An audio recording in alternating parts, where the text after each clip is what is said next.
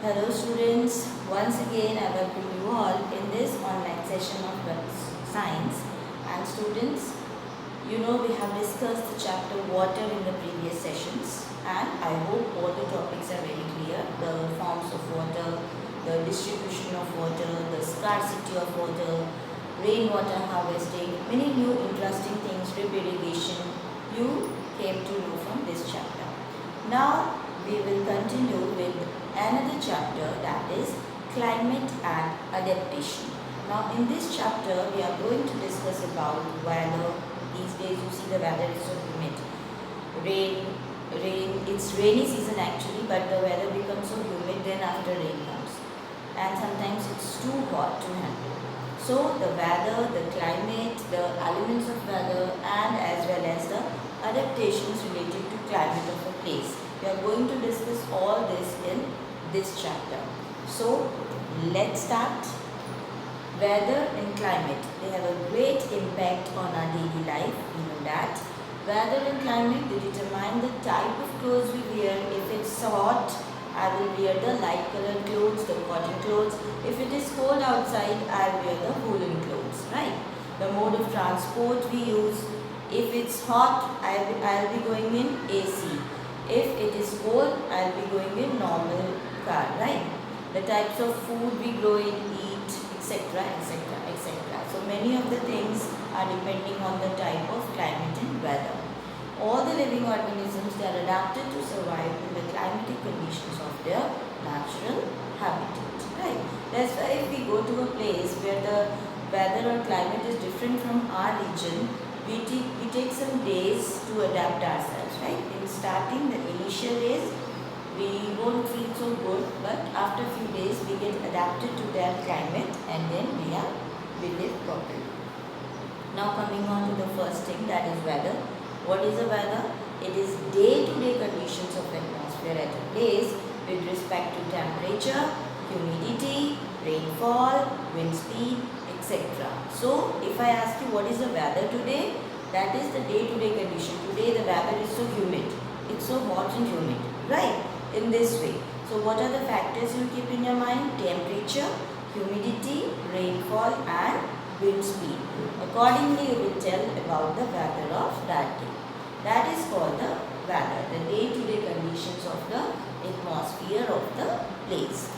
Now weather changes almost every year, every day, and may even change during the course of the day. Like sometimes at day before yesterday, 2 or 3 p.m. suddenly it becomes cloudy. Then after some time it started raining. So within a day itself the weather can change. It may rain for an hour in the morning and then it becomes sunny and clear right after a few hours, right? Now some elements of the weather are temperature, humidity, wind, snowfall, rainfall. Keep them in your mind. Meteorological departments from the government, they collects the data and they tells us the weather. Like in our phones, we used to see the weather report. So from where it's coming, this department is collecting the data and giving us a report. That forecast, in news also you must have seen weather forecast. Coming few days, it will be hot, it will be raining. So they are collecting these data only to the satellites and then they give us the data. Now there is an activity that you have to do, the weather report of 7 days. From the phone, from the newspaper, any of the these mediums you can use and collect the weather report of 7 days. Like if it is 2019 today or 20 today, you will collect in 27. What was the weather? The maximum minimum temperature, the amount of humidity, these things you need to write. So just do it in your notebook. Do this activity. So, and you will come to know that temperature of the atmosphere is changing every day. So do this activity positively. Now coming on to the elements of weather. The first element of weather that is very important is temperature. The maximum temperature of the day at a given place occurs normally in the afternoon, right? As the earth gets heated by the sun. So maximum temperature will be there in afternoon and minimum will be there at night. When the sun rays do not fall at that place, it cools down and it brings down the temperature, and we get the minimum temperature. That is early in the morning time. We get the minimum temperature. For measuring this temperature, special thermometers are used, and they are called maximum and minimum thermometer. Not our body temperature one. They are the different thermometers, right? So the first element clear, that is temperature. Next element of weather is rain. The greater the humidity, more are the chances of rain. Now you come to know this. Now if you feel humidity, chip, you can tell others also that it might rain today. It's so humid today, right?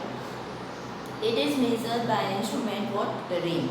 The rainfall is measured by an instrument called rain gauge, which is basically a measuring cylinder with a funnel on top to collect the rainwater. So in millimeters, it collects the water, and then in millimeters, in news you must have seen, it rained 3 millimeters today in Jodhpur, Itna in Abu, like this, right? And in India, the rain is brought by two kinds of humidity-laden winds. These are southwest monsoon, that is from June to September, right, which brings heavy rain to most of the country, and the northeast monsoon, that is from November to March, which brings relatively light rain. And in our area, very less, we get this type of rain very less. Okay. Next we have the humidity. Just now I told you about humidity. It refers to the amount of water vapor present in air. So more the water vapor means more chances of rainfall. And for this, a device is used to measure this humidity, that is called psychrometer or hygrometer. It is also measured using remotely placed satellites. So see all the things I am telling you, the elements and how they are measured. Temperature by maximum and minimum thermometer, rainfall by rain gauge, and humidity by hygrometer. Now the next topic that I am taking is the effect of sun and changing of weather. You know that if it is so hot that day, means the sun is shining so high. It is huge sphere of hot gases, you know that, at a very high temperature. Although the distance of sun from earth is quite large, still the heat and light we are receiving, that is so huge. This energy absorbed and reflected by the earth's surface, oceans and atmosphere plays an important role in determining the weather at a particular place. Like at our place in Rajasthan, the weather is dry and hot. In other places, it is humid and cold. Why this difference? Because of the effect of sun. Next we have the effect of sun in changing of climate. The climate also will discuss, that is the weather for a long duration of time, and how the climate is depending on sun, how it is affecting the climate. The angle at which the sunlight strikes the earth varies by location, right? Like you know, in afternoon the sun is over our head, then in evening side, morning side, like this the position of sun and the rays falling on us, the angle varies. Because of that, the effect of sun is there. At and near the equator, the sun's rays hit Earth's surface almost vertically. Okay, almost all year long causes hot climate. At the poles, the sunlight hardly reaches, so it causes cold climates. This is the effect. Now coming on to the climate, that is, it is defined as the average weather condition at a particular place for a long period of time. Suppose if we want to see the climate, we will see the weather to a large period of time, then we will get the climate. 25 to 30 years or more.